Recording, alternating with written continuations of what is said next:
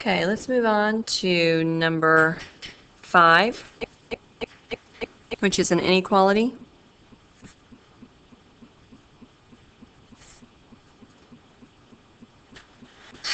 Log base 3 of x is greater than 4.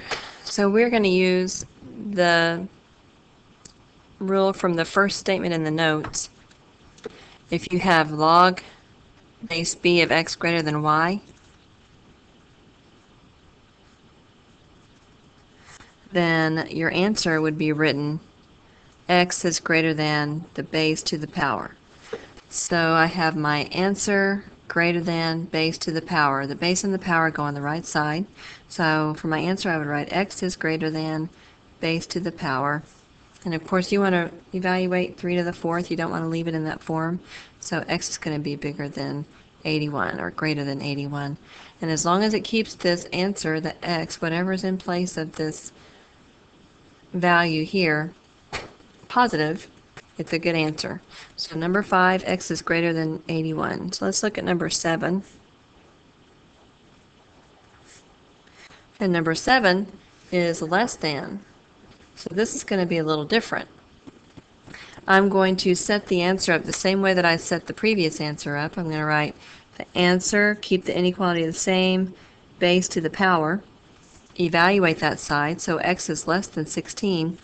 But on this one, since my x value is less than 16, it's going to continue to get smaller and smaller and smaller until it suddenly starts going into the negative values, which in this position, x cannot be negative. So what I have to do is take whatever is in this spot, whether it's x plus 1, x minus 2, or just, like in this case, it's just an x. I'm going to take that value, set it greater than 0, and solve for x. X has to be greater than 0 in this case. So that's going to give me the bottom value for this inequality. And that's going to be your answer. I have to put a bottom value on it.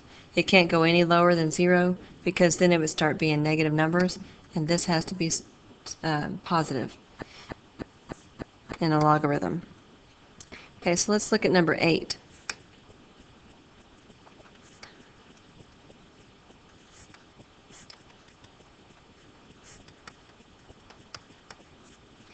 Log base 4 of x plus 3 is greater than log base 4 of 2x plus 1.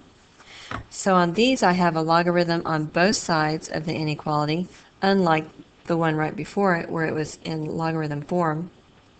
So since I have a log on both sides of the inequality and they're both in base 4, then I can just reduce out that log base 4, and I don't have to put this in any special order to solve. I just keep the x plus 3 on the left side, keep the inequality the same, keep the 2x plus 1 on the right side.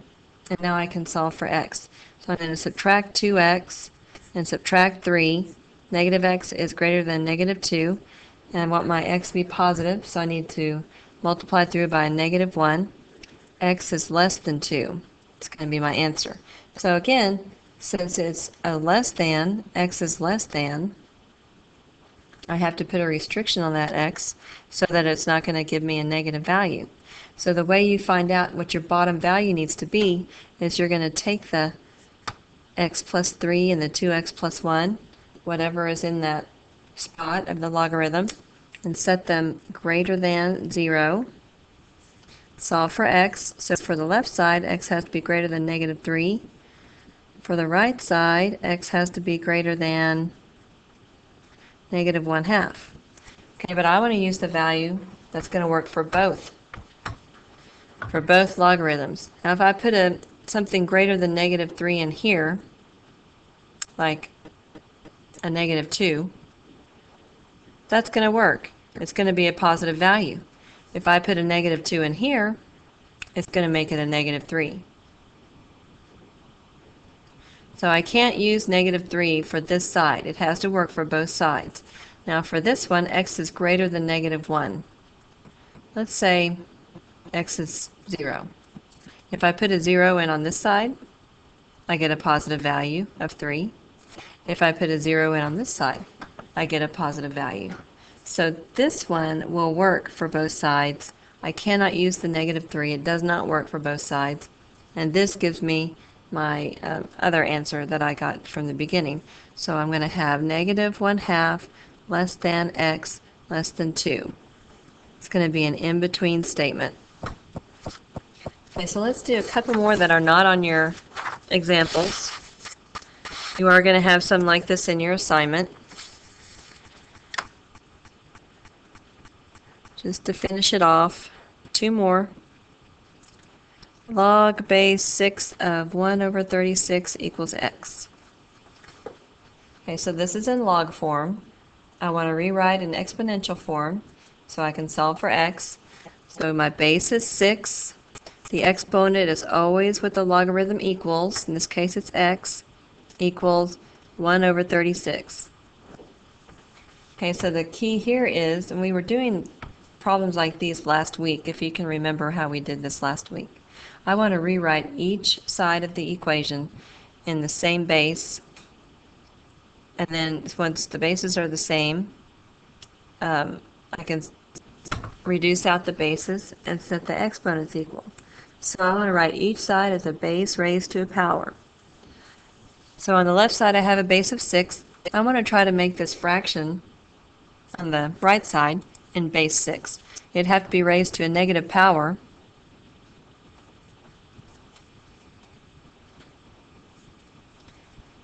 And that's going to be 6 to the negative 2 power.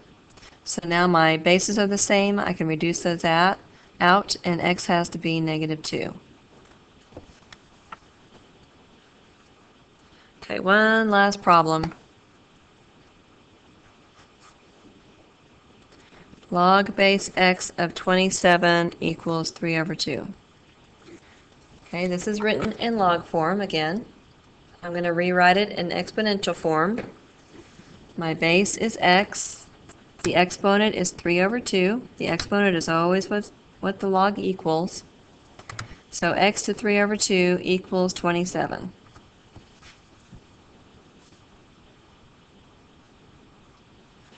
Okay, so I need to get rid of this exponent with the variable so I can solve for x. The way that you get rid of this exponent, it's a rational exponent, I'm going to raise each side to the reciprocal power. So I'm going to raise each side to the 2/3 power. And the 3's are going to reduce and the 2's are going to reduce on the left side, so all I have is an x. On the right side, the denominator is the root, so I'm going to take the 3rd root of 27, which is 3, and then square that, because the top number is squared, and that's going to be 9. It doesn't matter what order you do it in. You could take 27 to the 2nd power and then take the 3rd root.